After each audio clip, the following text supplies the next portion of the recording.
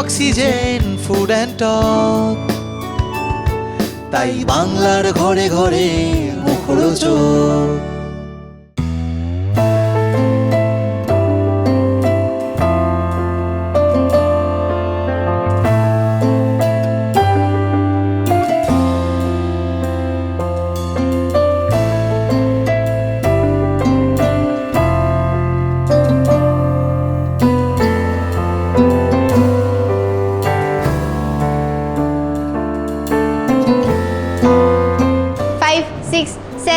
Go takadimi takajanu takadimi takajanu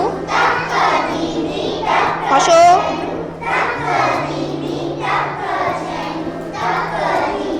আমি morally একদম ভেঙে পড়েছিলাম যে এত ট্রাই করছি, এত অডিশনস দিচ্ছি, হচ্ছে না কোথাও। তারপর আমি কোনো অডিশনস দেবো বলে আর ভাবিনি। প্রচুর রিজেকশনস পেয়েছি, নাচ বলো, অ্যাক্টিং বলো, সব জায়গা থেকে প্রচুর রিজেকশনস পেয়েছি। তারপরেও আমি হার মেনে নিলেও আমার গার্জিয়ান, প্যারেন্টস সবাই সাপোর্ট করে গেছে যে না, ট্রাই কর, কী হবে, আর হলে হবে, না হলে না হবে, ট্রাই করতে অসুবিধা কোথায়। তো ট্রাই করেছি, ট্রাই করতে করতে এখন কোনো ট্রমা থেকে বেরিয়ে আসতে গেলে তোমাকে যেটার জন্য ট্রমা হয়েছে সেটার উপর কাজ করতে হবে, যাতে রেজাল্টটা পেলে ডিজায়ার্ড রেজাল্টটা পেলে তুমি ট্রমা থেকে বেরিয়ে যাবে। যে যা বলছে বলুক, আমাকে আলটিমেটলি আমার কাজটা দিয়ে তাদের মুখ বন্ধ করতে হবে, তো আমি সেটাই করেছি। মগরা স্টেশন থেকে নেবে মেরে কেটে 3 বা 4 সেকেন্ডের দূরত্বে আমরা পৌঁছে গেছি নৃত্য ডান্স স্টুডিওতে। এবার নৃত্য ডান্স স্টুডিওতে কী হচ্ছে, কেন আমরা এলাম হঠাৎ করে ডান্স স্টুডিওতে এবং এতটা দূর কলকাতা থেকে, সেটা জানার জন্য একজন কিছু একটা কারণে ব্যস্ত আছে। বাবলি, সুন্দরী বলবো না বাবলি বলবো? বাবলি, হ্যালো। তো আজকে আমরা এসে গেছি বাবলি সুন্দরী, মানে আমাদের সকলের খুব প্রিয় স্নেহার কাছে, এবং স্নেহাকে এই লুকে দেখতে আমরা অভ্যস্ত নই, কিন্তু হয়ে যাবে ইন্টারভিউটা চলতে। তো আমরা কোথায় বসবো একটু যদি বলো, নিজেই ডিসাইড করে দাও। চলো। বেশ, তারপরে মেয়েটা মাটির মেয়ে, তাই তো? মাটির মানুষ আছে। হ্যাঁ, একদম। এবার যে কারণে আজকে এখানে আসা সেটা একটু শুনি। সেটা হলো গিয়ে এখানে মগরা স্টেশনে তো এলাম, কিন্তু এটাই কি হোম টাউন, এবং বেড়ে ওঠাটা যদি একটু শুনি। হ্যাঁ, আমি ছোট থেকে এখানেই বড় হয়েছি।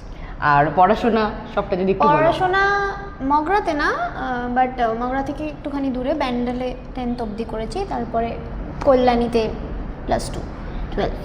আর তার সঙ্গে সঙ্গে মনে হয় পড়াশোনার থেকেও বেশি একটা গুরুত্বপূর্ণ জিনিস স্নেহার জীবনে, সেটা হলো নাচ এবং নাচ। তো সেইটা শুরু কিভাবে, এবং বাড়ির সবাই মোটামুটি মানে মা বাবা তারা কোন প্রফেশনের সঙ্গে আছে সেগুলো যদি একটু শুনি। আমার বাবার ইলেকট্রনিক্সের শপ আছে, আর মা হোম মেকার। আর নাচটা ছোটোবেলা থেকে আমি 2.5 বছর বয়স থেকে শুরু করেছি। তো শিখেছি, আস্তে আস্তে শিখেছি অনেক জায়গায়, অনেক শো। ফার্স্ট মনে হয় আমার স্টেজ পারফরমেন্স ছিল 3 বছর বয়সে। আমার মা ভালো বলতে পারবে, 3 বছর বয়সে আমি ফার্স্ট ফিডিং বটল নিয়ে স্টেজে উঠেছিলাম। তো ওইটা থেকে শুরু আমার জার্নি। তারপরে নাচটাকে ভালোবেসে কন্টিনিউ করে গেছি এই যে সব এগুলো সব নাচের। তো ওখান থেকে মানে আমি এখন যেখানে আছি সেটা মেনলি আমার নাচ থেকেই। যে জায়গায় আমি এখন আছি সবটা আমার নাচের জন্য। কিন্তু এখান থেকে টালিগঞ্জ যাত্রাটা তো মানে যদি ডিস্টেন্সটা বলি সেটাও অনেকটা, এবং সফরটাও বেশ লম্বা। মানে যদি জীবনের যাত্রার কথা বলি, সেই যাত্রাটার সূত্রপাত কিভাবে হয়েছিল, মানে মানসিকভাবে সূত্রপাত হয়েছিল কিভাবে? কেউ ইন্সপায়ার করেছিল না নিজে থেকেই? না, ব্যাপারটা হচ্ছে আমি কোনোদিনই ভাবিনি আমি অ্যাক্টিং করব। প্রথমে মানে ছোটোবেলা থেকে ডান্স বাংলা ডান্সের অডিশন দিয়েছিলাম, অনেক নানান রিয়েলিটি শোজের অডিশন দিয়েছিলাম। সেটা কত ছোটো বয়স থেকে? তাও 4-5 বছর বয়সে দিয়েছিলাম ডান্স বাংলা ডান্সের ফার্স্ট অডিশন। তো ওটাতে কিছু দূর গিয়ে আর সিলেক্ট হয়নি। তারপরেও ডান্স বাংলা ডান্সের অনেকবার অডিশনস দিয়েছি, প্রচুরবার নানান জায়গায়। ওটা হাফ গিয়ে স্টপ হয়ে গেছে, সিলেকশন হয়নি। তারপরে ডান্স বাংলা ডান্স ছাড়াও আমি ফার্স্ট রিয়েলিটি শো করেছি কালার্স বাংলায়, বিন্দাস ডান্সে। তো ওটাতেও কিছুটা দূর গেছিলাম আমি, টিভি রাউন্ড তারপরে কয়েকটা এপিসোডস গেছিলাম। তারপরে ওখানে এমন কিছু হয় যেটার জন্য আমার মানে আমি তো তখন ছোটো ছিলাম, ক্লাস 4-এ পড়তাম আমি। তখন মেন্টাল ব্রেকডাউন হয়ে গেছিলো আমার, এমন কিছু হয়েছিল জিনিসপত্র। তারপরে কয়েক বছর গ্যাপ নিয়েছিলাম। তারপরে না, আমি যাব না, কারণ যেইটা হয়েছিল সেটার পরে আমাকে চ্যানেল থেকে ডাকা হয়েছিল আমার মা বাবা অনেকবার বলেছিল চল চল চল, এত করে ডাকছে চল, আমি বলছি, না আমি যাবো না। কি হয়েছিল? আর যেটা হয় আর কি, মানে রিয়েলিটি শোজে যেটা হয় মাঝে মধ্যে একটু পার্সিয়ালিটির কারণে অনেক কিছু প্রি প্ল্যান্ড ব্যাপার থাকে না, তো সেই রকম অনেক কিছু হয়েছিল। তো সেটার পরে আমি যে না যাবো না, কারণ তখন আমি অনেকটাই ছোট ছিলাম, আর ওই প্রেশারটা আমি নিতে পারিনি, যে এই প্রেশারটা মেন্টালি যেটা থাকা দরকার আমার কাছে পুরো জিনিসটাই নতুন ছিল। আর আমি তখন অতটা মানে সব কটা ডান্স স্টাইলসে আমি তখন পারফেক্ট ছিলাম না। আমি তখন একটা ডান্স স্টাইল পারতাম, মানে ক্লাসিক্যাল বেস ডান্স স্টাইলসগুলো পারতাম, ওয়েস্টার্ন কন্টেম্পোরারি ওইগুলো পারতাম না। তো সেইটার পর থেকে আমার মানে এমন কয়েকটা খারাপ এক্সপিরিয়েন্স ছিল, তো সেটার জন্য হয়েছে। তারপরে কিছু বছর গ্যাপ নেওয়ার পর আমি স্টার জলসায় ডান্স জুনিয়রে যাই। তো ডান্স জুনিয়রে গিয়েছিলাম, কয়েকটা এপিসোডস করেছি।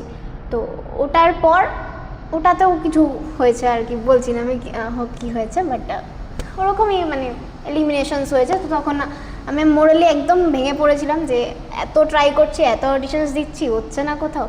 তারপর আমি কোনো অডিশনস দেবো বলে আর ভাবিনি। ডান্স বাংলা ডান্সের অডিশন এসছে, অনেকবার এসছে, আমি আর দিইনি, কারণ তার আগে অনেকবার 5-6 বার, কম করে 5-6 বার অডিশন দিয়েছি ডান্স বাংলা ডান্সের শুধু, তো সেটাতে হয়নি কিছু। তারপরে লাস্ট সিজন 12-এর অডিশন এলো, আমি ভাবলাম যে ঠিক আছে দিয়ে দিই, কী হবে আর। আর তখন আমি শুধু তখন একটা ডান্স স্টাইলই শিখতাম, বাকি ডান্স স্টাইল আমি দেখে অনেকগুলো ডান্স স্টাইল দেখে নিজের মধ্যে বসিয়েছি। তো সেটাকে পাঞ্চ করে আমি একটা আমার নিজস্ব আলাদা ডান্স স্টাইল বানালাম।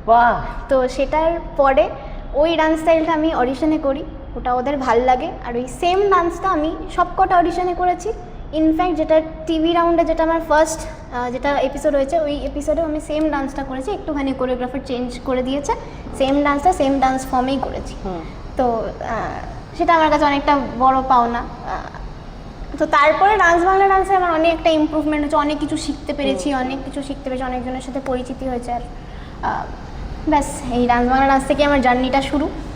ওখান থেকে তারপরে শুরু হলো মানে ছোটোবেলাতে আমার মা বাবার সাথে গিয়ে অনেক জায়গায় আমি পোর্টফোলিওস দিয়েছি, অনেক স্টুডিওসে দিয়েছি পোর্টফোলিও। তখন আমি ছোটো ছিলাম, আমি বুঝতাম না কী হচ্ছে ব্যাপারটা, আমি নিয়ে যাচ্ছি, ঠিক আছে চলো যাচ্ছি, পোর্টফোলিও দিয়ে আসছি। তারপর ওখান থেকে কিছু হয়নি। ইভেন ছোটোবেলায় আমি কয়েকটা সিরিয়ালে আমাকে ডাকা হয়েছিল চাইল্ড আর্টিস্ট হিসেবে, অনেকজনের সাথে একসাথে। তো সেখানে আমি গেছিলাম, সকাল থেকে বসেছিলাম রাত অবধি, শীতের দিন পুরো একদম মানে রাতের কনকনে ঠান্ডা, কাঁপছি। তো পুরো দিন বসার পর রাত্রিবেলা যখন ফ্লোরে গেলাম, তখন আমাকে বলা হয়েছিল ঘর যাও। তো সেটা আমি তো অত বুঝতাম না, আমি তো তখন ছোট, আমি তো বুঝতাম না, আমার মা সেটা জানতো, মা বাবা সেটা। আমি এখন চান্স পাওয়ার পর এখানে বাবলি সুন্দরী করার পর, এর আগেও করেছি যে সিরিয়ালটা, ওটা করার পর আমি জানতে পারছি যে এরকম হয়েছিল। আর পৃথিবীটা সত্যিই গোল, যাদের সাথে আমার এই মেমোরিজগুলো জড়িত, তাদের সাথেই আমার ঘুরে সেই মানুষগুলোর সাথেই দেখা হয়, সেই মানুষগুলোর থেকে আমি এখন অ্যাপ্রিসিয়েশন পাই। তো এটাই হচ্ছে। তারপরে ডান্স বাংলা ডান্সের পরে অডিশনস দেওয়া শুরু হলো, তখন আমি বললাম ঠিক আছে, বলছে যখন যে অডিশনস দিতে সবাই বলছে, ঠিক আছে দিই অডিশনস। প্রচুর অডিশনস দিয়েছি, প্রচুর অডিশনস দিয়েছি। তো তারপরে কয়েকটা অডিশনসে সিলেক্ট হয়েছি, কিন্তু এগোয়নি। তারপরে লাস্টে তুই আমার হিরোর জন্য সিলেকশন হলো হিরোইনের বোনের ক্যারেক্টারে। তো আমি ওটার আগে আমি ভেবেছিলাম যে এত অডিশন দিচ্ছি, হচ্ছে না, আমার জন্য এই জিনিসটা না, আমি শুধু দিচ্ছি। আর সব কটা অডিশনসে আমাকে ডাকা হতো লিড ক্যারেক্টার্সের জন্য। এবার আমি লিড ক্যারেক্টারের জন্য কেন ডাকছে আমাকে, আমার তো হচ্ছে না, আমি তো বুঝতে পারছি। তারপরে তুই আমার হিরোর জন্য ফোন করলো, নিয়ে বললো যে এরকম একটা অডিশন আছে। আমি বললাম আচ্ছা ঠিক আছে। মায়ের সাথে কথা বললাম যে অডিশনের জন্য ডেকেছে, আমার মনে হয় এটাও লিড ক্যারেক্টারের জন্য, আমি যাব না লিড ক্যারেক্টার হলে, কারণ আমি পারবো না। আগে থেকে ধরে থেকে হ্যাঁ, কারণ আমার অডিশন দিয়ে হচ্ছে না, মানে পারবো না। দিয়ে মাকে বললাম যে পারবো না, দিয়ে বাড়িতে অনেক করে বোঝালো, ডেকেছে যখন যা না, গিয়ে দেখ একবার কি হচ্ছে না হচ্ছে, গিয়ে দেখ। দিয়ে আমি ফোন করলাম, কি ক্যারেক্টারের জন্য? বললো হিরোইনের বোন। আমি বললাম আচ্ছা তাহলে যাবো। লিডে অ্যালার্জি না, lead allergy। কাউকে পেলাম। হ্যাঁ, লিড অ্যালার্জি। তো আমি তারপরে গেলাম, ওটাতে সিলেকশন হয়ে গেল দুম করে। তো ওটা দিয়ে আমার শুরু অ্যাক্টিং। ওটা অনেকটা কিছুদিন করেছি, তুই আমার হিরো। তারপরে আবার একটা গ্যাপ ছিল, মানে করিনি। তারপর পড়াশোনার দিকে রবীন্দ্রভারতীতে আমি চান্স পেলাম, ওখানে পড়াশোনা করছি, এখনও কন্টিনিউ করছি। তো মেন ফোকাসটা আমার পড়াশোনার দিকেই ছিল। এবার হঠাৎ করে এন্ট্রি নিল বাবলি সুন্দরী। হঠাৎ করে মানে আমার বার্থডের দিনকে কল এলো আমার কাছে, যেরকম অডিশন আছে, আসতে হবে। বললাম ও আচ্ছা ঠিক আছে। আমি তখনও জানতাম না যে লিড ক্যারেক্টার। আমি গেছি, গিয়ে শুনছি লিড ক্যারেক্টার, ও আচ্ছা ঠিক আছে, দিয়ে অডিশন দিলাম। আমি কিছু হবে না, কী হবে আর। তারপরে বেরোনোর পরেই ওরা কনফার্ম করলো যে এই অপরচুনিটিটা এলো আমার কাছে। তো আমি ফার্স্টে একটুখানি নার্ভাস ছিলাম, অনেকটাই নার্ভাস ছিলাম, মানে যে পারবো এত বড় মানে একটা চ্যালেঞ্জ আমার জন্য, এত বড় চ্যালেঞ্জ। ছোটোখাটো ক্যারেক্টার করে অভ্যস্ত, এত বড় চ্যালেঞ্জ তো কোনো দিন ফেস করিনি। তো সেটাই দিয়ে সবার সাথে কথাবার্তা বললাম। আমাদের যে শাহানা ম্যাম রাইটার, তার সাথে কথা হলো। সে অনেক সবাই এনকারেজ করেছে, তুই পারবি, চেষ্টা কর, সব পারবি। তো তাদের সাথে কথাবার্তা হলো, দিয়ে শুটিং স্টার্ট হলো।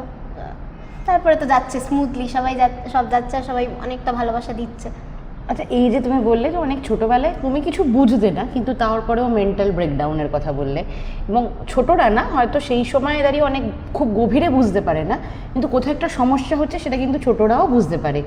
সেটা কি তোমার ভবিষ্যতে তারপরে যখন এগিয়ে গেছো, কোথাও ওই ভীতিটা তোমায় কখনো তাড়া করেনি? কখনো ওই খারাপ লাগাটা কখনো তোমাকে মানে কারেন্ট শকের মতন কিছু দেয়নি মনে? অনেক মানে যেই সিচুয়েশানগুলো নিয়ে আমার ট্রমা ছিল ছোটোবেলায় রিয়েলিটি শোজে, সেই সিচুয়েশানগুলো ডান্স বাংলা ডান্সে আবার ফেরত এসছে। আর যখন এসছে তখন আমি আরও ভয় পেয়ে গেছি ব্যাপারটাকে নিয়ে। কারণ আমি ফার্স্ট রিয়েলিটি শোতে যখন এলিমিনেট হয়েছিলাম, আমার একটা ডুও ডান্স পারফরমেন্স করতে গিয়ে এলিমিনেট হয়েছিলাম, যেটাতে লিফটিং ছিল, আমাকে একজনকে লিফট করতে হতো। তো ডান্স বাংলা ডান্সে সেম একটা এপিসোডে এলো লিফটিং ওয়ালা পারফরমেন্স, ডুও ডান্স। ব্যাস আমার তো হয়ে গেল, আমি বুঝতে পেরেছি এই গন্ডগোল আছে, এবার সমস্যা হতে চলেছে। তারপরে ওই ডান্সটা পারফর্ম করলাম, ওটাতে স্ট্যান্ডিং ওভেশন পেলাম, সবার খুব ভালো লাগলো ওটা। তো তারপর থেকে একটা এনকারেজমেন্ট এলো যে না, হবে। এই যে দেখো, মেন্টাল ব্রেকডাউনের কথা বলছো, ট্রমার কথা বলছো, আবার তার সঙ্গে সঙ্গে প্রত্যেকটা যাত্রা তোমাকে আজকের স্নেহা বানিয়েছে। মানে যে স্নেহা এগুলো হাসতে হাসতে বলতে পারে এবং ভাবতে পারে জীবন এরকমই।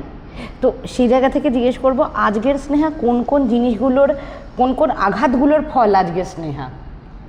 রিজেকশন, প্রচুর রিজেকশনস পেয়েছি, নাচ বলো, অ্যাক্টিং বলো, সব জায়গা থেকে প্রচুর রিজেকশনস পেয়েছি। তারপরেও আমি হার মেনে নিলেও আমার গার্জিয়ান, প্যারেন্টস সবাই সাপোর্ট করে গেছে, না ট্রাই কর, কী হবে, আর হলে হবে, না হলে না হবে, ট্রাই করতে অসুবিধা কোথায়।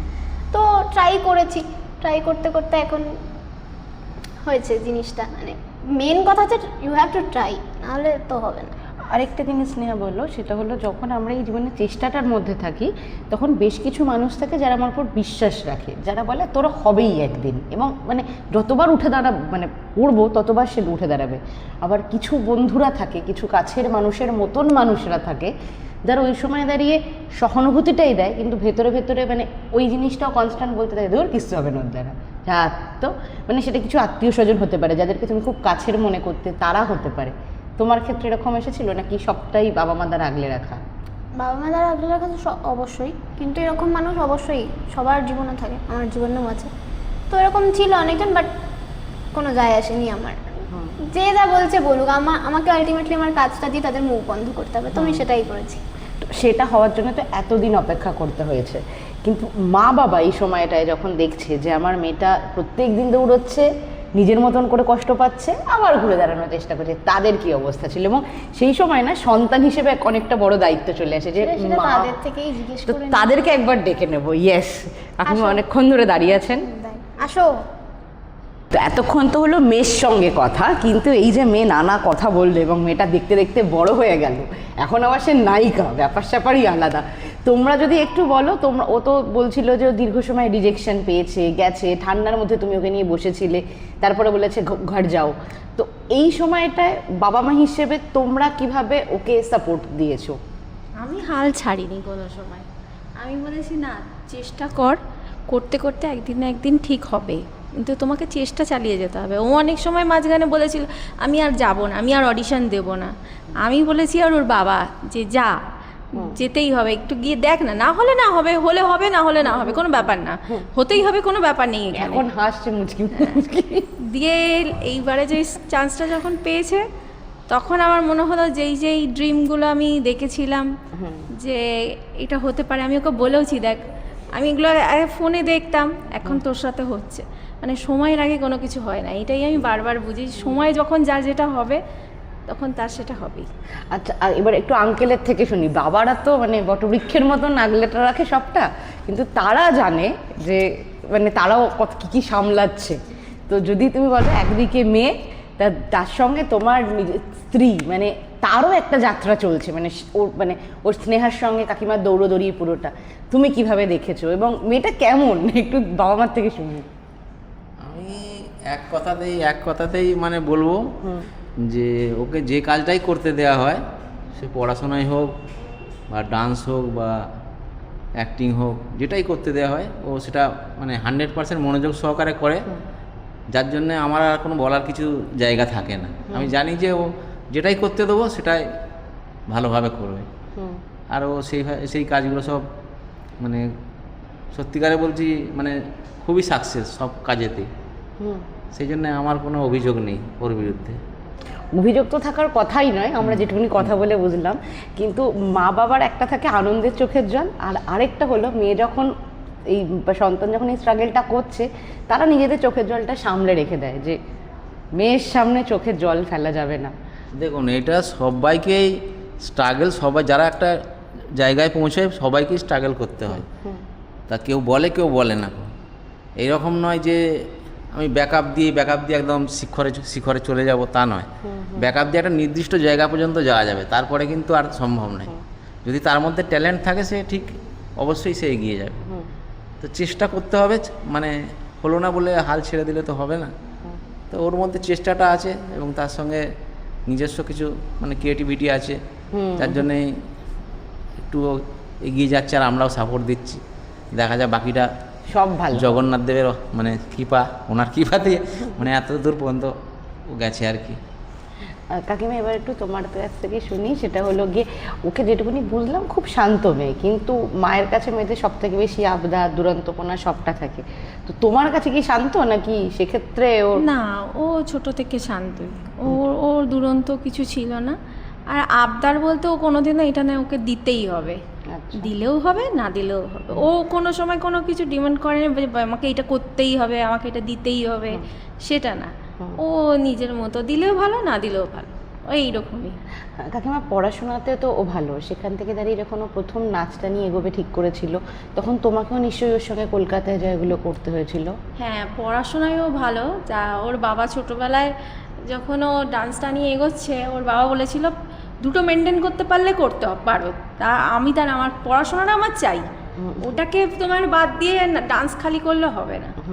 তা তখন আমি ওকে খালি তখন ছোট থেকেই বলে দিয়েছিলাম যে দুটো ব্যালেন্স করে তোমাকে চলতে হবে, তুমি যদি পারো তুমি যত দূর যেতে পারো আমি তোমাকে নিয়ে ছুটবো, কিন্তু তোমাকে ব্যালেন্স করতে হবে। আর ও সেটা মাথায় রেখেই এখনো অবধি সেই পড়াশোনাটার সাথে ও কোনো কম্প্রোমাইজ করে না, ওটার মধ্যে মানে পড়াশোনাটাকে ও রেখে দেয়। এবং ওর এই জার্নিতে ওর সমস্ত মানে স্কুলের শিক্ষক শিক্ষিকা এবং ওর যে সমস্ত সব মানে টিচাররা আছে সবাইকে ও পাশে পেয়েছে, কাজ মানে খুব হেল্প করেছে তার। তারই সঙ্গে একটা জিনিস বলো, সেটা হলো এই কলকাতায় যখন নিয়ে আসছো সেই সময় বাড়িতে আরেকজন তোমার সন্তান, সেও বড় হচ্ছে, তো তোমার যাত্রাটা কেমন ছিল? মানে তোমার জন্য কি ওটা স্ট্রাগলফুল একদম ছিল না? হ্যাঁ, ওকে ছিল বলতে ওর আমার ছেলের যখন 2 মাস বয়স, আমি কম্পিটিশানে নিয়ে যেতাম, ওকে প্রোগ্রামে নিয়ে যেতাম, ওর ঠাম্মা ওই ঠান্ডার মধ্যে কোলে নিয়ে বসে থাকতো, আমি ওকে রেডি করে স্টেজে তুলতাম। আমার সাথে সাথে আমার ছেলেও খুব, এখনও অবধি আমি ওই যে ওর কাছে গিয়ে থাকি বা ডিবিটিতে যখন ও কাঁদতো, কিন্তু আমাকে বলতে যাও, ওর কষ্ট হতো, কিন্তু এখন ওই মাকে ছাড়া থাকে। কিন্তু এখন যখন মেয়েকে দেখছো আজকে এই জায়গায়, সেক্ষেত্রে দাঁড়িয়ে তোমরা তোমাদের বন্ধুদের থেকে, আত্মীয় স্বজনদের থেকে কি শুনতে পারো, এবং কোন চেনা মানুষগুলো অচেনা হলো আর অচেনা মানুষগুলো চেনা হলো? চেনা মানুষ অচেনা অনেক দিন আগেই হয়েছিল জানো তো, মানে ওই ডান্স বাংলা ডান্স থেকে আসার পরে অনেক কিছু শুনতে হয়েছে আমাকে, মানে এই তো এত কিছু হলো, কোথায় কি হলো, কিছুই তো হলো না সেরকম, মানে ডান্স তো করলো, লোকে এত ভালো কিছু বললো, কই রেজাল্ট কি হলো, এত জাজেসরা এত কথা বললো ওকে নিয়ে, তো কিছুই হলো না।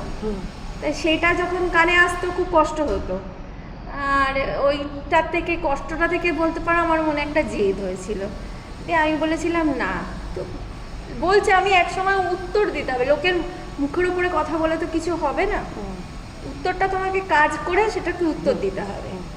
তার জন্য আমি কোনো সময় ওকে যখন বলেছে ওর বাবা নিয়ে চলো, ওকে একটু ভয়েই বলতাম চ, ও যাবে না, চ, না হলে হবে না, কোনো অসুবিধা নেই, পাঠা না ফটোটা পাঠা, ও ভয়ে মানে কিছু বলা যাবে না এখন, অত তোকে প্রেশার আমি কোনোদিনও ছোটো থেকে জোর দিয়ে কিছু করিনি, যেটা ভালো লাগবে সেটা করো।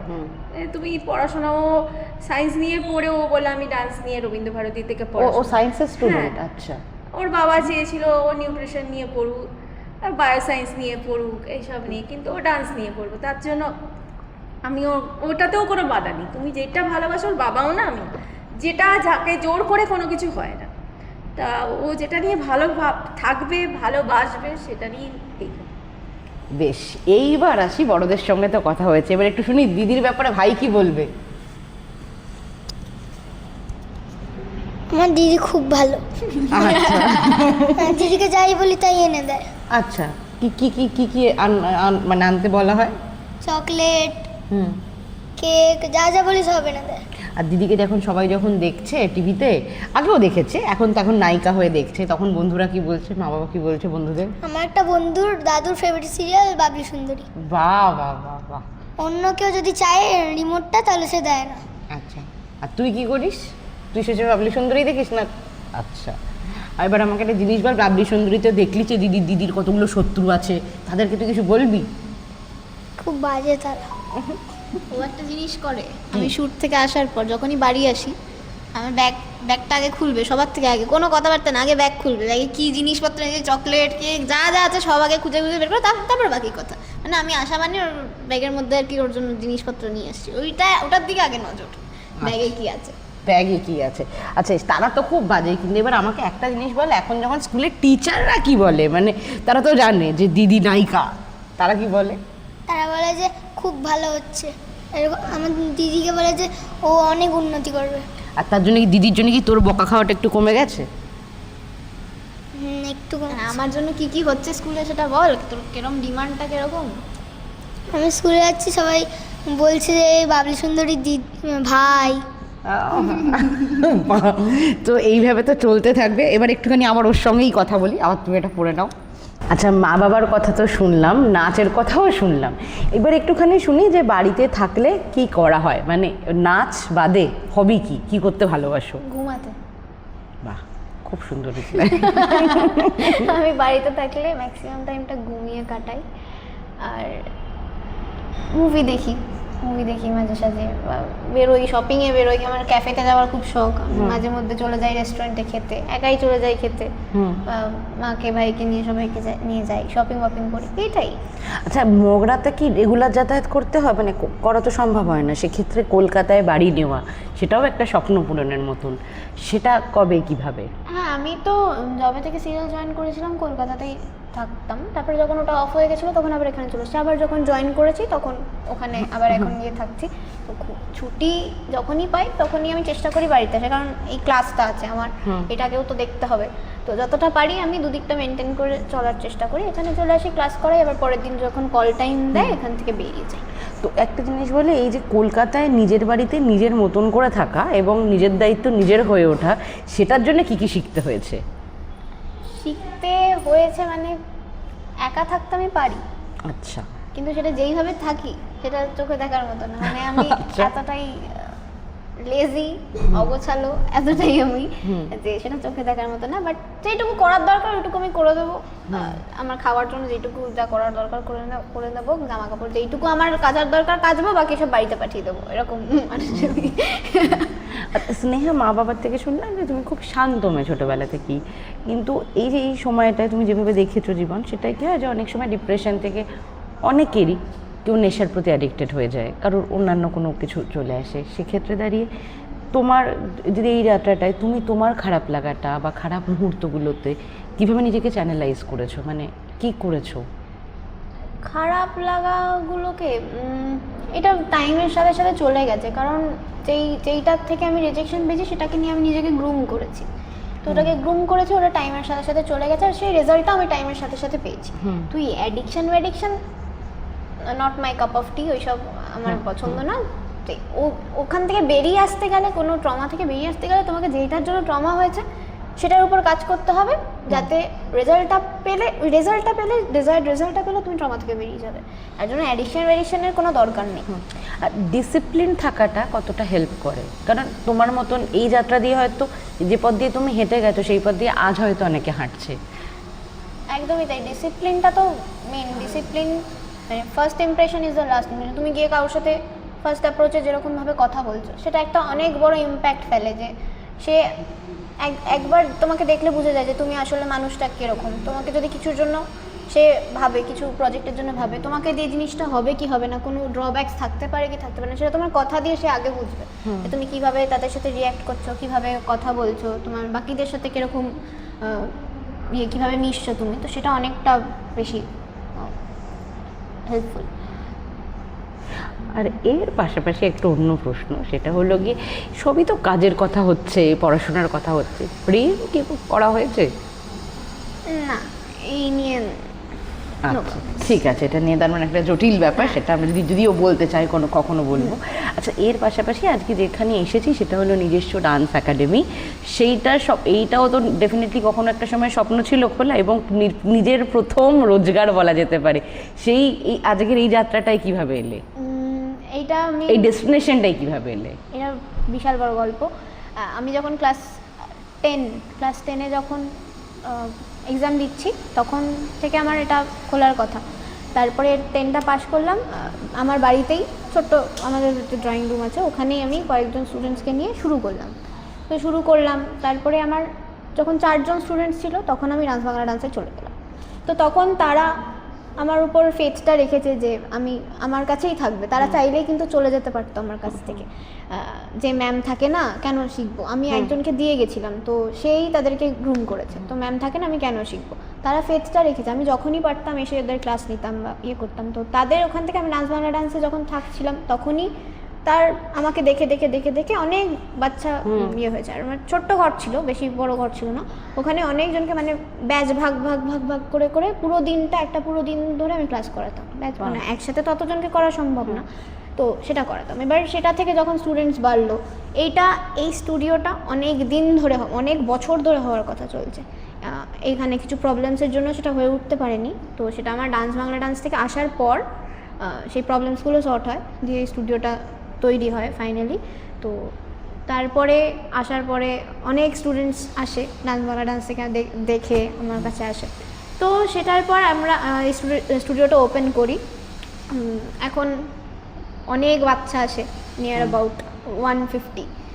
তো 150 বাচ্চা আসে এখানে। তো ব্যাস এটাই সব, মানে অনেক কিছু ফেস করতে, এই স্টুডিওটা তৈরি হওয়ার পিছনে অনেক প্রবলেমস ফেস করতে হয়েছে। মানে প্রত্যেক ধাপে প্রবলেমস ফেস করতে হয়েছে, যে মানে কনস্ট্রাকশনস নিয়ে, মানে স্টুডিওটার যে কনস্ট্রাকশনটা হয়েছে সেটা নিয়ে অনেক ধাপে প্রবলেমস ফেস করতে হয়েছে। তো তারপরে এটা ফাইনালি হলো, আর যখন হলো তখন খুব ভালো হলো জিনিসটা, এবং সেই ভালো রেজাল্ট আমরা দেখতেই পাচ্ছি। এবার একটু বাবলি সুন্দরীতে আসি, সেটা হলো বাবলি সুন্দরী হওয়ার পরে জীবনটা কতটা বদলে গেল?